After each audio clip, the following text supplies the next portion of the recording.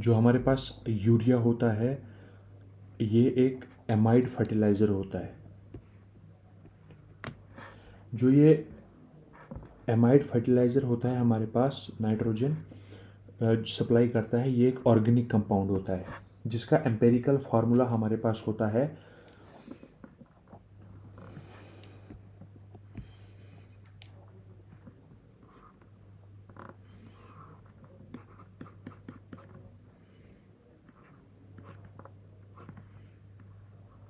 ये हमारे पास इसका एम्पेरिकल फार्मूला होता है।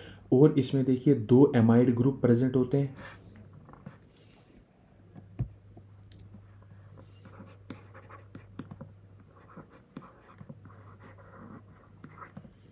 और एक कार्बोनाइल ग्रुप प्रेजेंट होता है।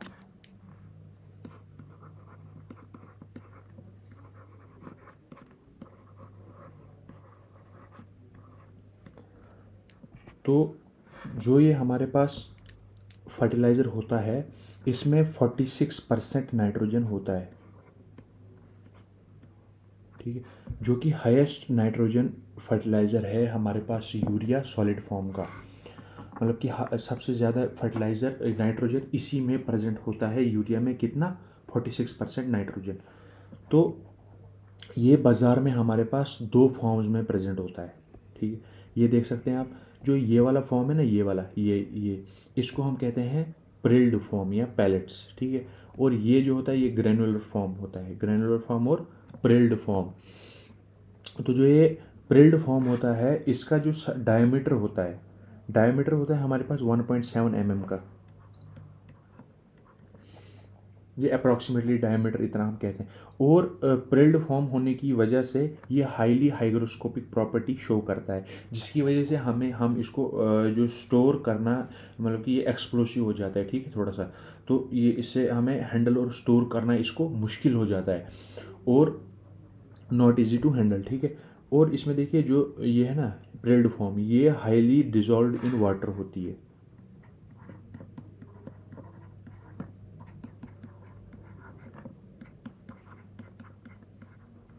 ठीक है। और जो ग्रेनुलर फॉर्म है हमारे पास इसमें जो साइज होता है वो ग्रेटर देन 2.5 mm का होता है। ये इजी टू हैंडल होती है और बहुत ज़्यादा टाइम लगता है इसको पानी में डिज़ोल्व होने के लिए। देखिए नाइट्रोजन, अब ये यूरिया किस तरीके से काम करता है तो इसमें मैं बताऊंगा ना आपको, डिफरेंस बताऊंगा यूरिया और नैनो यूरिया में। ये देखो, ये देख सकते हैं आप, ये है नैनो यूरिया, ठीक है। ये जो है देखो, एक सेकंड, ये मान लीजिए ये फील्ड है हमारे पास, ठीक है। इसमें मैंने जब यूरिया अप्लाई किया, ये मान लीजिए ग्रेनुलर फॉर्म मैंने अप्लाई किया, तो उस सॉइल में एक एंजाइम प्रेजेंट होता है यूरिएज, ठीक है। ये सॉइल में ऑलरेडी प्रेजेंट होता है। और अगर हमारे पास वाटर उस सॉइल में प्रेजेंट है तो वो यूरिया जो है वाटर के साथ रिएक्ट करेगा, यूरियस एंजाइम की मदद से ये दो अमोनिया के मॉलिक्यूल बनाएगा और एक कार्बन डाइऑक्साइड का मॉलिक्यूल रिलीज कर लेगा। ये आप देख सकते हैं यहाँ पर, ये यूरिया है, जब वाटर के साथ रिएक्ट करेगा तो यूरियस एंजाइम की मदद से अमोनिया बनाएगा। देखो क्या होता है, यहाँ से जब एक H पॉजिटिव और OH नेगेटिव, जब H पॉजिटिव इसके साथ जुड़ जाएगा तो NH3 बनाएगा। तो जो OH नेगेटिव है वो इस जगह पर जुड़ जाएगा, ये आप देख सकते हैं ऐसा स्ट्रक्चर बनेगा, ठीक है। और देखिए यहाँ पर फिर जब यहाँ पर ऐसे और ये NH2 और ये H यहाँ से निकल जाएगा, NH3 बनाएगा और एक कार्बन डाइऑक्साइड का देखो ये NH2 और ये H जब मिलेंगे ना NH3 बनाएगा। बाकी क्या बाद में बचेगा हमारे पास का, एक कार्बन, एक ऑक्सीजन और एक ऑक्सीजन, मतलब कि CO2 निकल जाएगा हमारे पास।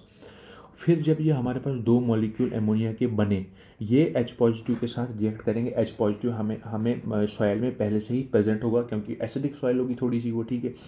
तो ये जो होंगे हमारे पास अमोनिया के मॉलिक्यूल बनेंगे और एमोनियम आयन हमारे पास, एमोनिया के मॉलिक्यूल रिएक्ट करेंगे H पॉजिटिव के साथ और एमोनियम आयन बनाएंगे। फिर ये एमोनियम फॉर्म जो होती है ये एब्जॉर्बेबल फॉर्म होती है प्लांट्स की, ठीक है, नाइट्रोजन की। अब देखिए जो ये नैनो यूरिया होता है ना हमारे पास, इसको नैनो यूरिया क्यों कहते हैं हम, क्योंकि जो इसमें यूरिया का जो इसमें साइज़ होता है ना, मतलब कि जो पार्टिकल का साइज़ होता है इसमें वो 10⁻⁻⁹ मतलब कि बहुत कम होता है। नैनो का मतलब होता है 10⁻⁻⁹। 1 नैनोमीटर का मतलब वो 10⁻⁹ मीटर। तो जो ये नैनो यूरिया होता है ये लिक्विड नेचर का होता है, सबसे पहले पॉइंट।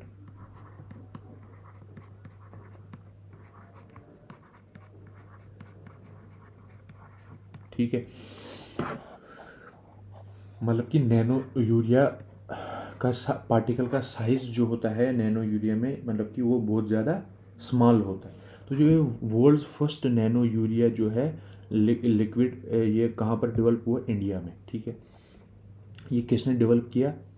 नैनो, ये किसने डेवलप और पेटेंट किया? इफ़को ने। इफ़को की फुल फॉर्म क्या है?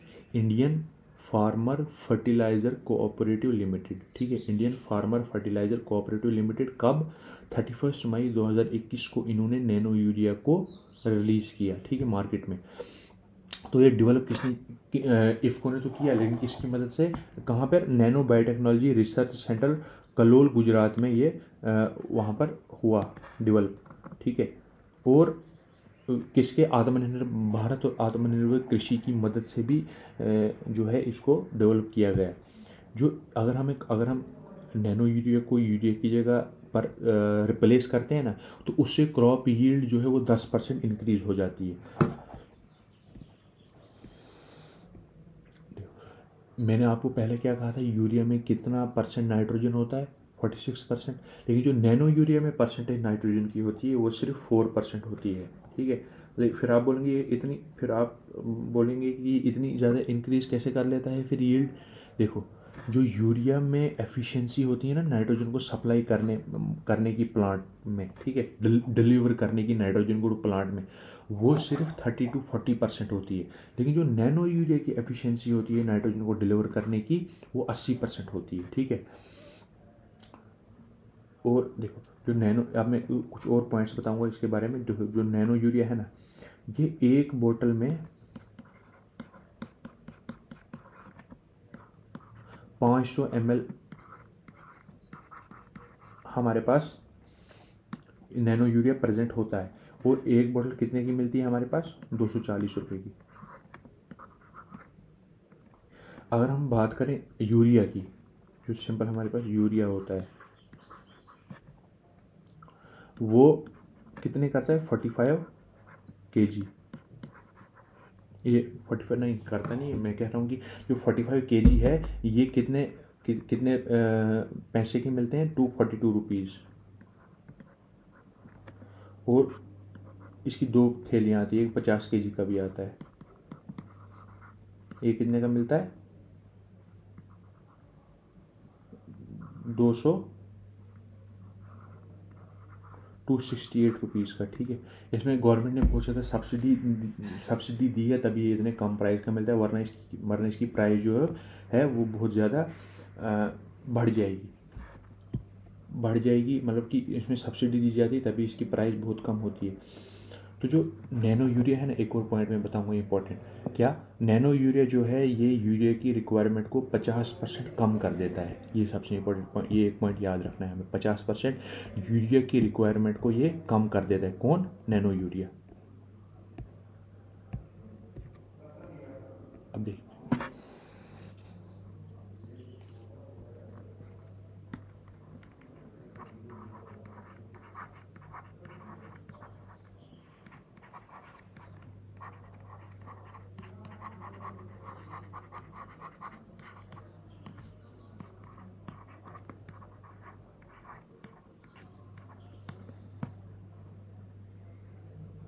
और नैनो यूरिया 10% चीपर भी होता है नॉर्मल यूरिया से।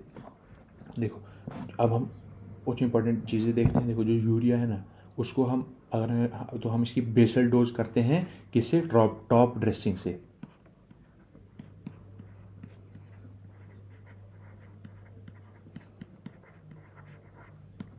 50% बेसल डोज हम इसको सप्लाई करते हैं। उसके बाद 25% क्रॉप ग्रोथ की स्टेज पर, फिर और 25% जो है हम फिर दूसरी क्रॉप ग्रोथ की स्टेज पर करते हैं। जो नैनो यूरिया है इसकी हम फोलियर सप्लाई करते हैं। ठीक है, फोलियर स्प्रे। ये इंपॉर्टेंट, सिर्फ इसकी हम फोलियर स्प्रे करते हैं। अगर हम देखो मान लीजिए मैंने ले लिया 1 लीटर वाटर ले लिया, इसमें मैंने 2 to 4 ml नैनो यूरिया डाला।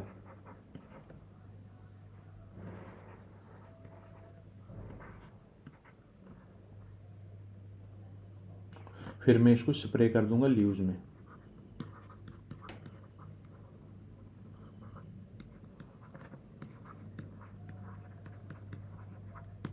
अगर मुझे देखो, अगर मेरे पास बेस्ट रिजल्ट अगर मेरे को चाहिए तो सबसे पहला स्प्रे मैं करूँगा टिलरिंग स्टेज पर, जब या ब्रांचिंग स्टेज पर, जो कि 30 to 35 डेज आफ्टर सोइंग आती है, या तो 20 से 25 डेज आफ्टर ट्रांसप्लांटिंग आती है। ठीक है, कौन सी स्टेज? Tillering stage. या तो मैं सेकंड कब करूँगा? 20 से 25 डेज और फर्स्ट स्प्रे जब मैंने की उसके 20 के 25 दिन के बाद मैं सेकंड स्प्रे करूँगा। 2 स्प्रे इसमें लगती हैं नैनो यूरिया की। ठीक है, या तो बिफोर फ्लावरिंग स्टेज। ये 2 इंपॉर्टेंट स्टेज है, ये हमें याद रखनी है, ये आप लिख सकते हैं। ठीक है, अब देखिए, जो मान लीजिए जो हमारे पास देखो ये है ना, ऐसे ये मान लीजिए ये ऐसे प्लांट है हमारे पास, ये इसका लीफ है। तो ये इधर स्टोमेटा होगा, या कोई अदर ओपनिंग होगी। ठीक है, तो यहाँ से एंटर कर जाएगा क्या? नैनो यूरिया, क्योंकि इसका स्मॉल साइज होता है प्लांट में। ठीक है, और फिर कहाँ जाएगा? जाइलम में नहीं जाएगा, फ्लोएम में जाएगा। ये इंपॉर्टेंट पॉइंट है,